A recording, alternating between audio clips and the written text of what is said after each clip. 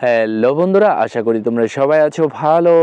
বন্ধুরা, আজকে তোমাদের দেখাবো যে কিভাবে কল ব্লক করতে হয় এবং আনব্লক করতে হয়। তাহলে চলো ভিডিওটি শুরু করা যাক। বন্ধুরা, এই জন্য আমরা প্রথমে ডায়াল অপশনে চলে যাচ্ছি। আমি এখান থেকে একটি নাম্বার সিলেক্ট করছি শুধুমাত্র তোমাদের দেখানোর জন্য। আচ্ছা, প্রথমে যে নাম্বারটি আছে এই নাম্বারটি তোমাদের ব্লক করে দেখাচ্ছি। এই যে এখানে যে নাম্বারটি আছে, নাম্বারটির বাম দিকে ঠিক এই জায়গার মধ্যে আমি টাচ করব। টাচ করার পরে একটু নিচের দিকে চলে যাব। এই যে দেখো এখানে ব্লক নাম্বার দেওয়া আছে, আমি এটার মধ্যে টাচ করব। টাচ করার পরে উপরের ডান দিকে যে ব্লক লেখা আছে আবার এটার মধ্যে টাচ করব।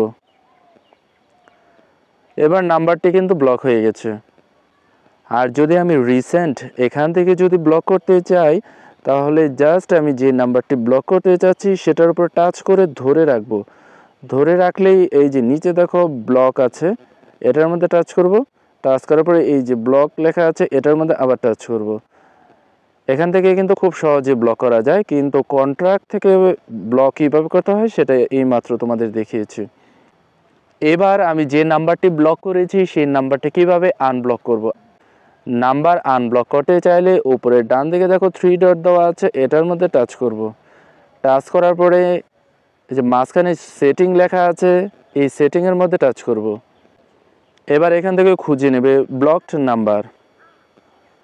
কোনো মোবাইলে নিচের দিকেও থাকতে পারে, আবার সবার উপরেও থাকতে পারে। আমারটা দেখো ঠিক এই জায়গার মধ্যে আছে, ব্লকড নাম্বার, এটার মধ্যে টাচ করব।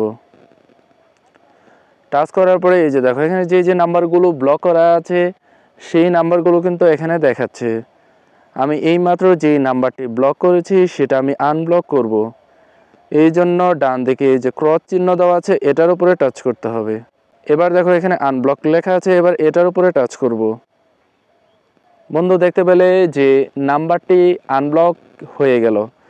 এভাবে তোমরা তোমাদের প্রয়োজনে নাম্বার ব্লক করতে পারো এবং আবার প্রয়োজন মনে করলে সেটি আনব্লক করে ফেলতে পারো। আশা করি বন্ধুরা বুঝতে পেরেছো। ভিডিওটি যদি ভালো লাগে তাহলে লাইক, কমেন্ট, শেয়ার এবং সাবস্ক্রাইব করার অনুরোধ রইল।